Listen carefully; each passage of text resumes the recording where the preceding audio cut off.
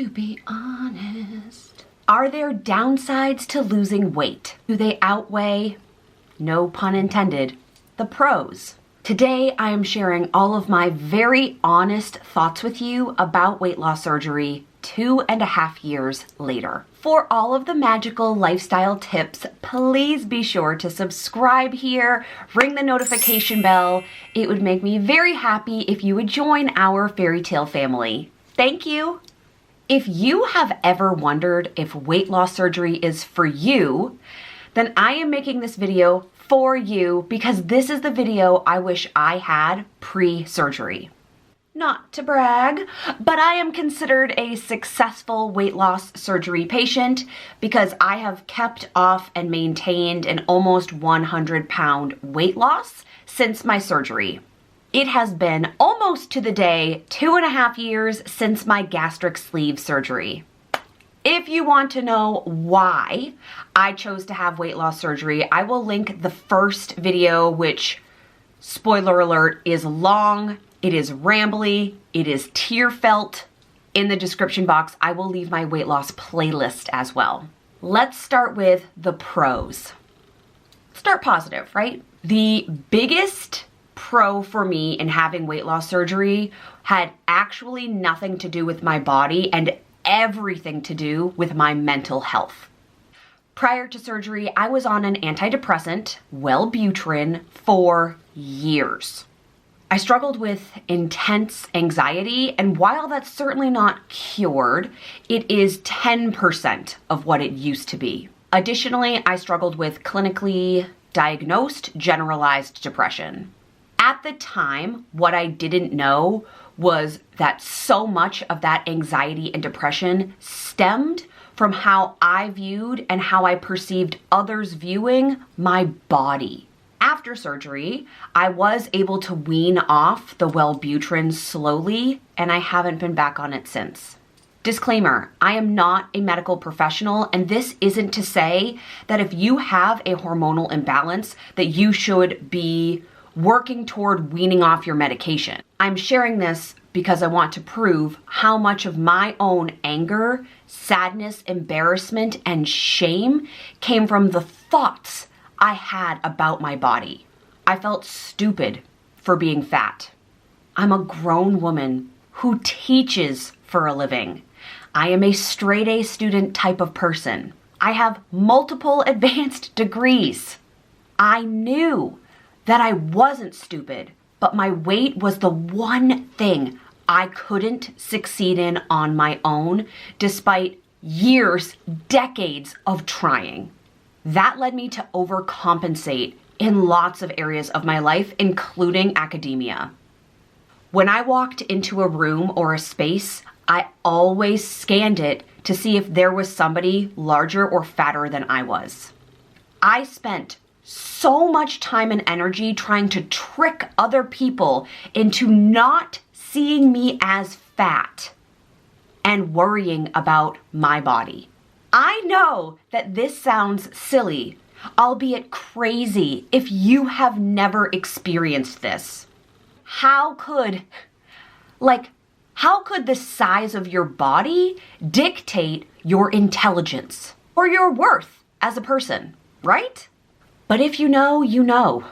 But based on the comments that I get from women and some men every single day on that first and second weight loss video, I know I'm not alone in those feelings and thoughts. The biggest pro for me has been the space and freedom in my mental health to not think about my body.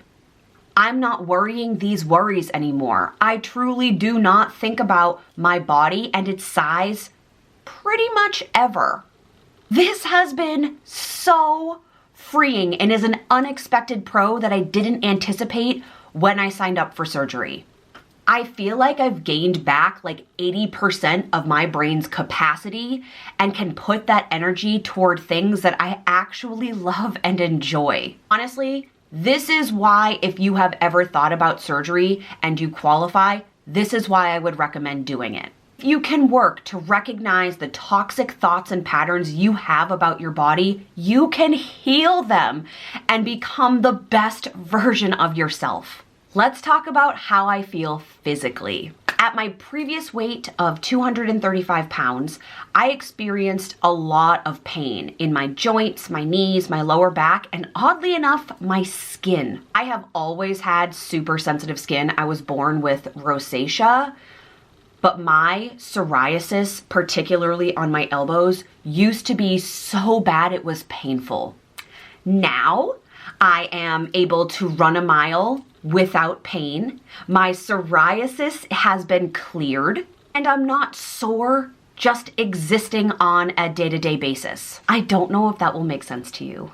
I feel energetic regularly without caffeine, and I feel capable in my body. I remember when it was my goal to run a mile uninterrupted with needing to stop or walk. I tried this for years, using different couch to 5K apps. I actually really liked one that involved zombies. I could never do it.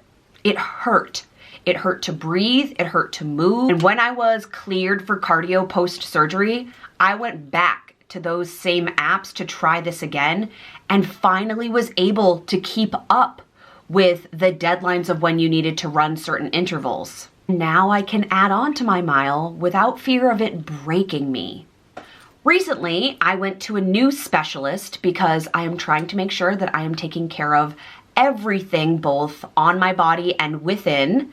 I will leave a video where I talk about that here. And she asked me about the last time that I had experienced psoriatic arthritis or psoriasis.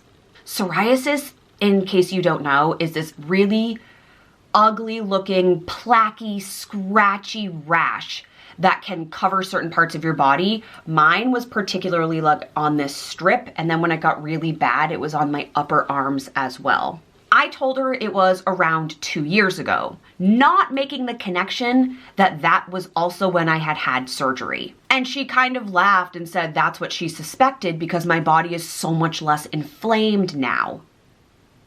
I never put that together. My body is healthier. What I'm putting in my body is healthier. Obviously, the inflammation is going to decrease, and that leads to results like not having to be scared to show my elbows in the winter time. 3 years ago, this would be a crusty mess. One of the other pros is that I sleep better, and I do this without needing the habit of melatonin. I also want to move. That is a huge lifestyle change for me. Now, the vain one that everybody expects to be number one, but kind of creeps down the list over time, is clothing. Because we're being honest, seeing the number on my clothes does in fact bring me joy. And I know it's vain. I know, I'm here for it. For reference, I'm usually a 6, depending on the brand, and a medium. I am specifically wearing this sweater today. This was my mom's when she was younger. It's a vintage Lacoste, and I haven't been able to wear this sweater since I was probably 12. Being able to go into a dressing room and try clothes on within 1, an anticipated size that likely will fit, but 2, not having to buy something just because it fits you is glorious freedom. Shopping in normal stores is fun. How nice is it to be able to order something online in an expected size and have it come and fit you? And the biggest revelation about clothes is that if something doesn't fit me the way I want it to, it is not my body's fault. It's just that the clothes don't fit.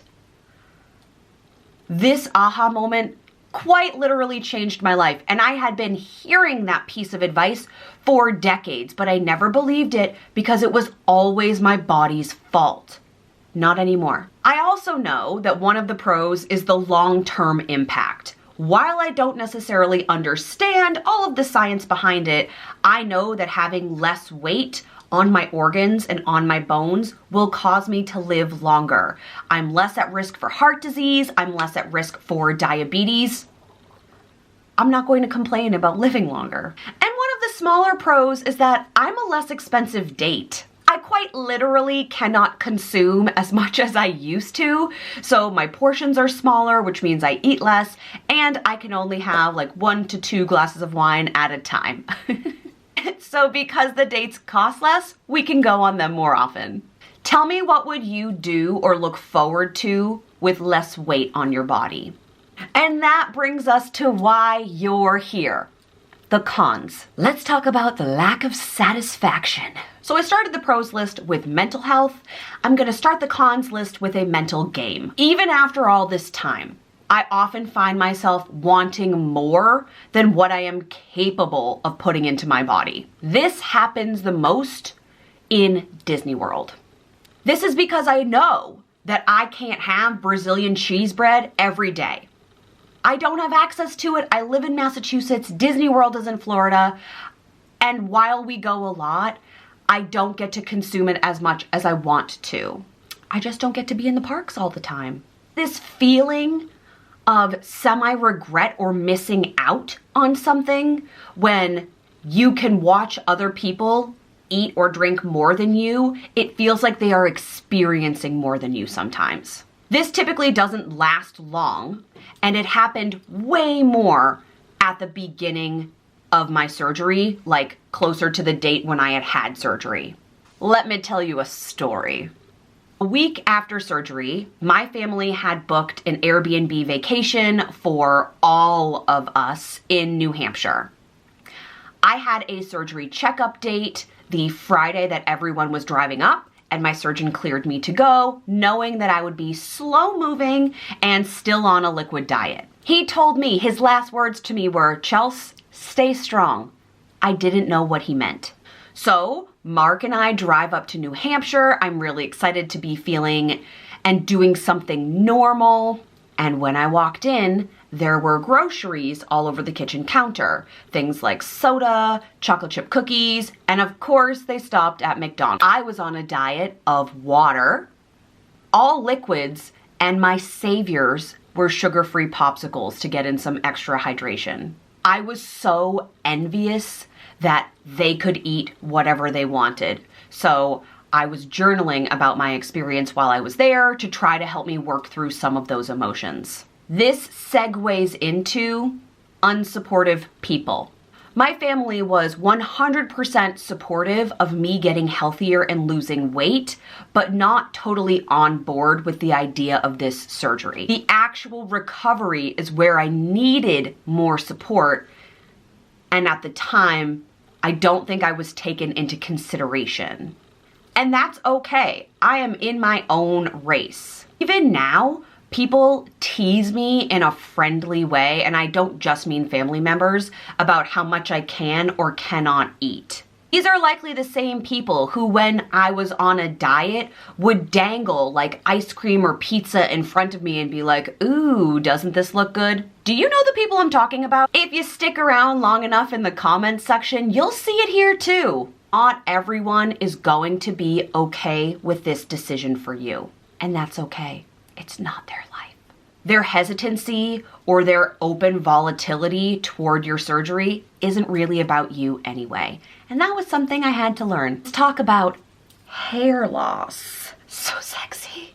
I have talked about this in previous videos, particularly during my curly hair journey. I'm on some new vitamins and I really like them. But girl, the hair loss is real. It's time for Science with Chelsea. Essentially, your body is going to cling to your hair follicles, just like it would after childbirth, because your body has undergone a trauma. And then, unexpectedly, it all just falls out, except post-baby, it grows back. This time, that process is happening a lot more slowly. This is where supplements and protein make all the difference. After about a year into my post-surgery life, I made the choice to stop coloring my hair and stop adding heat to it, which is when I started the curly girl journey. This is not going to be right for everyone. Not everyone has naturally curly hair that maybe has been damaged so much that it just didn't feel curly anymore. But there are certain things that you can do to restore your natural hair's health. Now, my hair is happier and healthier than it was before I even had surgery. How does this? I'll make a cup of coffee for your head. I'll get you up and going out of bed. Turn it to this! Cut my life into He says, this is my life. I'll make sure to leave my favorite supplements and protein in the description box below. Something else that I wasn't told about until afterwards is that your teeth enamel does weaken post-surgery. This is because internally, the vitamins in your body are being pulled to more necessary areas than your teeth. A healthy teeth and gum routine is something I have always prided myself on. So when I was looking for what to do for this, I found Britain Smile. This is an affiliate, but I truly swear by this system. Like my sensitive skin, I have really sensitive teeth, so I can't use teeth whitening strips anymore, and they would pull the enamel off of my weak teeth. Now, my teeth aren't soft. They don't feel weak. It's just the enamel on top that's weaker. Britain Smile does not hurt my sensitive teeth, ever. I don't know if you've ever had that feeling where after you used a strip, like you can't bite because your teeth physically hurt. That has never once happened with this. And I get comments all the time about how white my teeth are. So I want to show this to you. I know I've shown this in previous videos, but there is also a sale going on right now. So I will leave this system linked in the description box, but let me show you how it works. I keep putting it back in this packaging because it really just is so efficient. Something else I like about this system is the waist component is really small, and I think it lasts a long time. Oh dear, I've pushed the buttons. So this is what the little mouth guard looks like. This comes with a rechargeable battery that just plugs into one of your little bricks, and it has two settings. The blue setting is for teeth whitening, and then it will automatically, when it's time, switch over to the red setting, which is this one right here. I'm not sure if you can see. It's okay if you can't, but this kills the bacteria that live in your mouth. What you do is you take one of these pens, these are teeth whitening pens, and you put a really thin layer on your teeth. Be careful not to get it on your gums. If you do, it doesn't hurt, but it does say in the instructions that it shouldn't go on your gums. You pop this bad boy into your mouth, and then the whitening system is 10 minutes. The bacteria is 15. You can do both of them or just one at a time, and then it will automatically turn off at the end. You then just like clean and rinse this out, and it's good to go for the next time. I use this probably 2 or 3 times a year before special events like my birthday, or let's say a Disney trip coming up in February, and I'll use it for about a week to 10 days at a time. I have not gone through a single pen yet, and I still have 2 more. So I feel like the value on this really is great, and I just love it. It doesn't hurt the enamel on my teeth, yet it still keeps them white. Another downside to having weight loss surgery is the cost. Weight loss surgery is not cheap. Even being approved through my health insurance, which was a requirement for this surgery, I still pay $60 each time I see a specialist at my surgeon's office. Being this far out of surgery means I'm only doing that once or twice a year, but at the time of surgery, I was going really frequently to meet with the nutritionists, the therapists. I had to have an EKG. So there were a lot of appointments that led up to actual surgery date. Additionally, now I have to pay for specific vitamins and supplements that are not inexpensive. My favorite kids vitamin is Mary Ruth Organics because they are gummies, but they're low in sugar and they taste good. They're about $30 a pop, but I will still leave them in the description box. I get mine off of Amazon. Protein powder and shakes is now a mandatory part of my life. You know that I work with 310 Nutrition, but to find my favorite was expensive. I feel like I've tried every single protein powder and shake on the market, and if this is something you're going to be having consistently, it adds up as a cost. It's totally worth it, but it still adds up. Workout equipment is now a part of my life. I never thought I would say that sentence. Higher quality food costs more. And because I want to love every bite I put in my body, I do buy more expensive food. And lastly, the fun one to spend money on for me has been a new wardrobe. You don't need to buy necessarily expensive things, but you do have to have vitamins, supplements, and protein. And I would imagine that the goal is that your clothes don't fit anymore. So there are costs that aren't up front with surgery that come on kind of the back end as the effect of losing weight. And as I mentioned before, I have added medical specialists into my life, like a chiropractor, a myofacial therapist, my actual therapist, a dermatologist. Like, I've added in new doctors to try to make sure that I'm healthy inside and out. That comes with copays. The lifestyle change of someone post-surgery can also be seen as a con because it's hard. This is gonna sound ridiculous, and you can judge me if you want, but giving up Diet Coke has been so hard. I never drank coffee, so Diet Coke was my only source of caffeine. I still think about those syrupy bubbles every single day. Not an exaggeration. Like a fountain McDonald's Diet Coke. Jesus, take the wheel. Thinking about it. Lord, give me strength. Moving on. I work out now.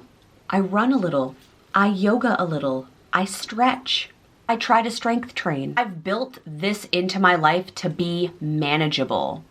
It's 100% doable. I hated working out and movement. In fact, second story, today is a snow day for us.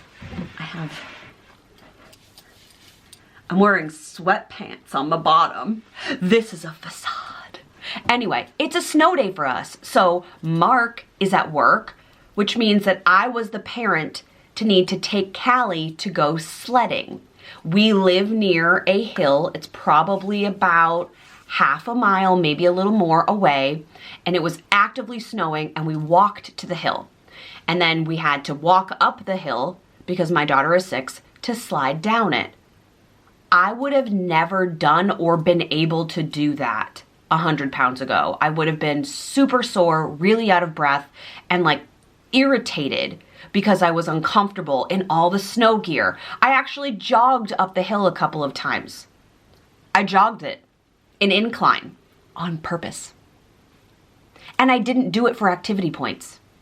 I just did it. What I'm saying here is, if someone who hated exercise as much as me can build it into their life in small quantities, you can too. I gave up alcohol for a year, nay, 10 months. I didn't make it a full year because it was the pandemic. I love champagne. That's the end. The bubbles hurt. I had to reintroduce bubbles, carbonation back into my life. And I wasn't doing it for Diet Coke. I was doing it for champagne. But I can't even enjoy now some of my favorite seltzer water because it's too bubbly. It like hurts right here when it goes down. And then when it gets in your tummy, you feel like, ugh, like agitated, like it's too full. And I had to stop taking melatonin. I stopped for about 18 months and I was just cleared to start reintroducing it in super small quantities. I'm trying hard not to get into the habit of using melatonin. I prefer CBD, not on a daily basis, but that was a hard cutout because I was used to being able to take melatonin and then automatically feel sleepy before bed. You can't ever take Advil again. You can take Tylenol because it's acetaminophen, but you can't take an NSAID ever again. As we've talked about, I can't binge eat, which sounds like a good thing, but sometimes you want to, and throwing up becomes a natural part of your life. You're welcome. What I mean by that is when you're too full, you've taken one bite too many, you get that 20 minutes of really uncomfortable, tubular tightness, and then you know you're gonna throw up. Once it's over and it doesn't hurt anymore, but like that yucky feeling, you know it's coming. And one of my last cons is my relationship with red meat. We're frenemies. We're not about each other anymore, which is a shame because it's such a good source of protein. But unless it's ground, it doesn't stay in. I can't make it stay in. Those are the cons. Can you live with them? If you want more details on my weight loss process or journey, I will make sure to leave the playlist in the description box below, but also here so that you can go to those videos right after this one. I hope I've included the worries you have. Thank you so much for being here. If you have other questions or follow-up questions, please let me know below. I try to hit up the comments a couple of times a week to make sure that I am addressing you. DM me, email me. Let's keep our conversation going. Please don't forget to give this video a thumbs up if it's helpful to you in any way. I wish you all the best in your weight loss process. I love you, and we will see you next week. Bye, everybody.